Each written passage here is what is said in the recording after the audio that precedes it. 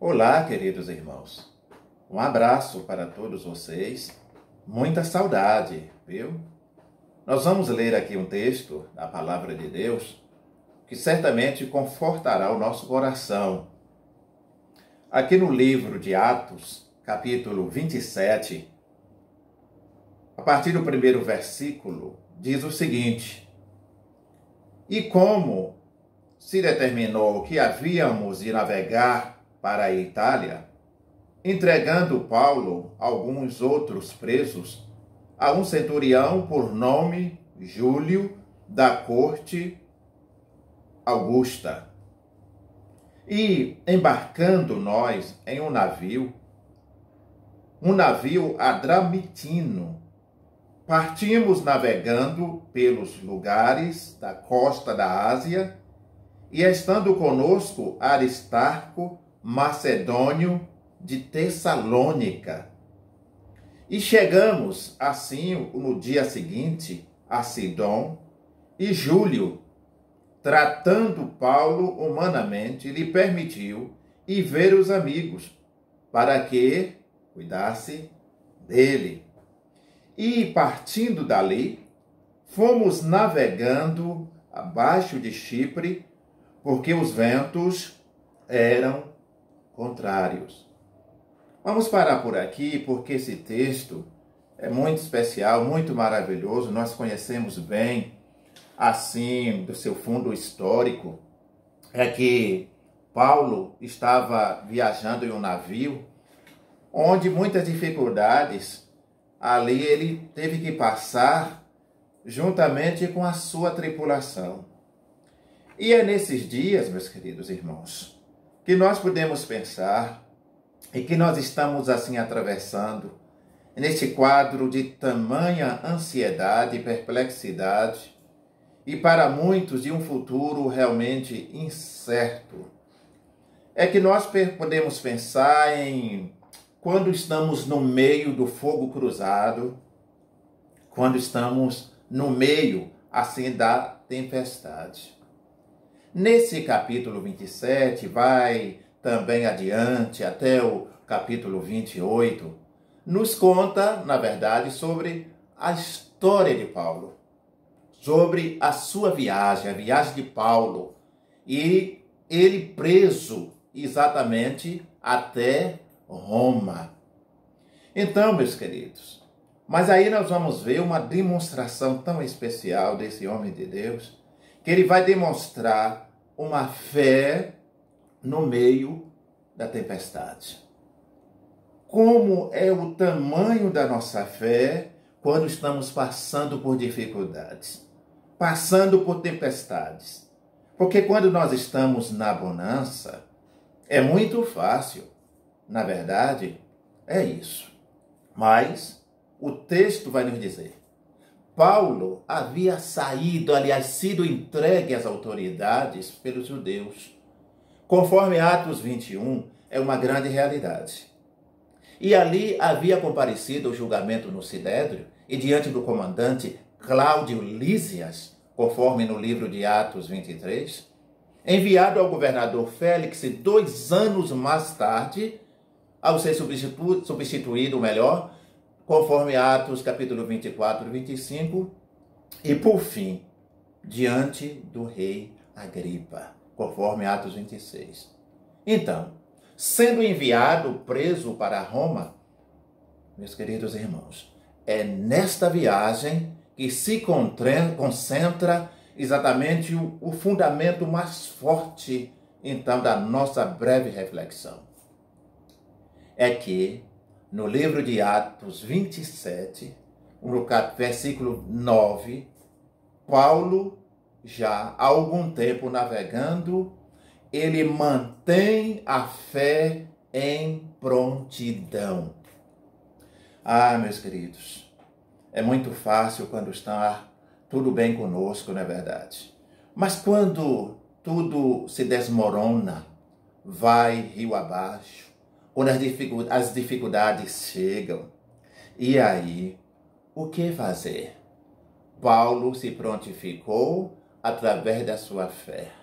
Conforme no livro de Filipenses, capítulo 4, versículo 12, ele pôde então fundamentar exatamente a razão da sua fé.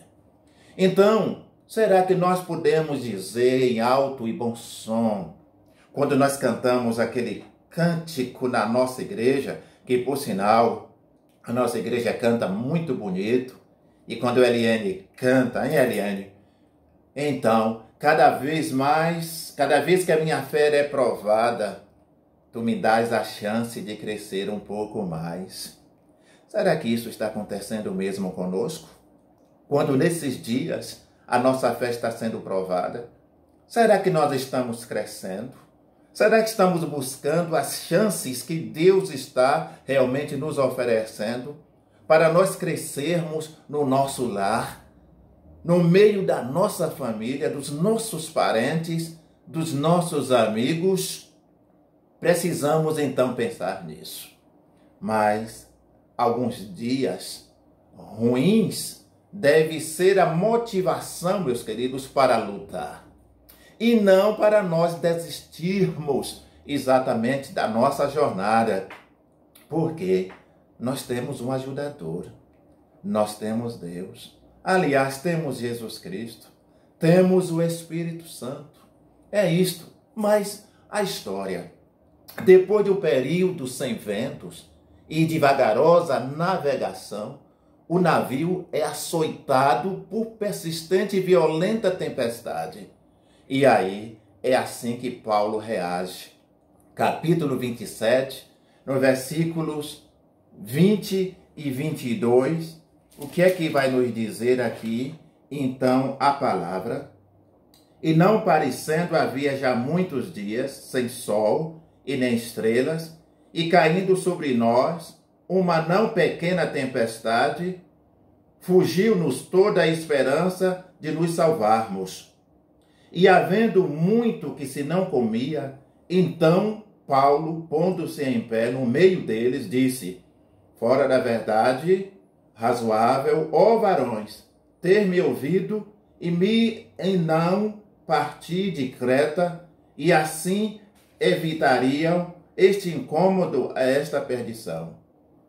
Mas agora vos admoesto, que tenhais bom ânimo, porque não se perderá a vida de nenhum de vós, mas somente o navio.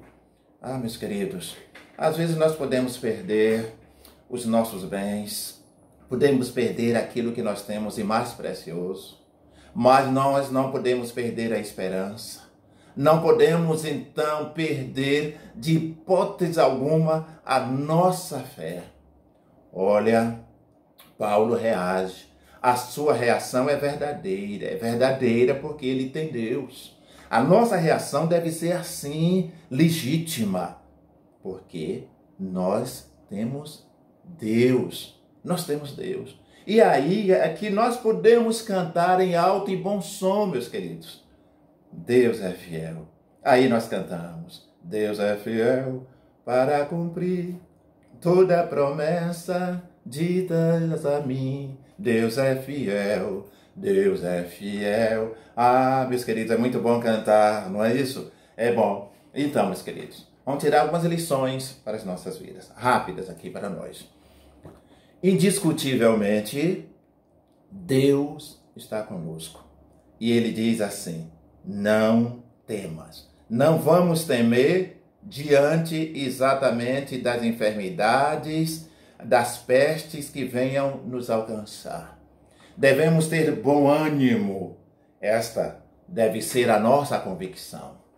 E aí, meus queridos, é preciso enfrentar a situação que quem saísse do barco perderia a vida. Sair do barco é exatamente perder a fé, é perder a confiança. Deve continuar no barco. E o barco que é Jesus Cristo, que nos dá a fonte de esperança. Mas acima de tudo, no versículo de número 35 e 36, nos versículos, buscar exatamente fontes de ânimo. Como nós podemos fazer isto? Aqui na nossa prática, buscando a leitura da palavra, buscando a oração, buscando os cânticos que louvam o nome do Senhor, buscando a nossa comunhão familiar e assim sucessivamente. E aí nós podemos cantar quando as coisas não acontecem do jeito que eu quero. Podemos ter certeza de que quando as nuvens negras das tempestades passarem, é preciso lembrar que elas derramam chuva sobre o deserto, nosso deserto, tornando-se seco e árido, úmido e pronto exatamente para o nosso plantio. Então, meus queridos, é esta a função que nós devemos enfrentar diante da tribulação em nós. É nos aprontar para tempos de colheitas abundantes. Sabe por quê? O texto da palavra já nos diz, no livro dos Salmos, de número 26, versículo 5, porque os que com lágrimas semeiam, com júbilo ceifarão. Então, nós podemos cantar em alto e bom som, sou feliz, sou feliz, sou feliz com Jesus, quando o nosso barco está se afundando, quando nós não temos mais nenhuma esperança e quando o mundo está exatamente para nos oferecer esperança, quando nós não recorremos às esperanças que realmente existem em Deus. Podemos pensar nessa reflexão. Que Deus continue nos abençoando abundantemente. Amém. Eu vou cantar aqui um louvor para a nossa edificação e matando a saudade com os meus queridos irmãos. Vamos cantar.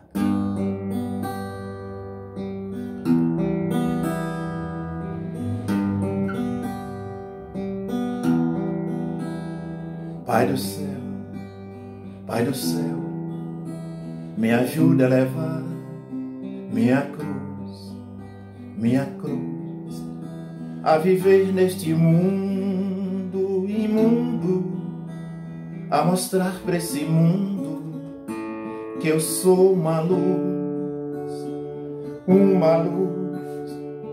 Pai do céu. Mas que eu tento acertar, mas eu erro, me perdoa, mas não sou de ferro. É difícil aprender a viver. Pai do céu, me disseram que o mundo é uma escola, e eu venho pedir-te agora, me ajuda a fazer a lição. Pai do céu, me perdoa, embora eu não mereça. Dá-me forças pra erguer a cabeça. Eu prometo que vou acertar. Me ajuda, me guarda, me ampara, me sustenta e me prepara para quando o seu filho voltar. Pai do céu, me disseram que o mundo é uma escola, e eu venho pedir-te agora, me ajuda a fazer a lição. Pai do céu, me perdoa, embora eu não mereça. Dá-me forças pra erguer a cabeça. Eu prometo que vou acertar. Me ajuda, me guarda, me ampara, me sustenta e me prepara para quando o seu filho voltar. Para quando o seu filho voltar. Para quando o seu filho Filho volta, Pai do céu.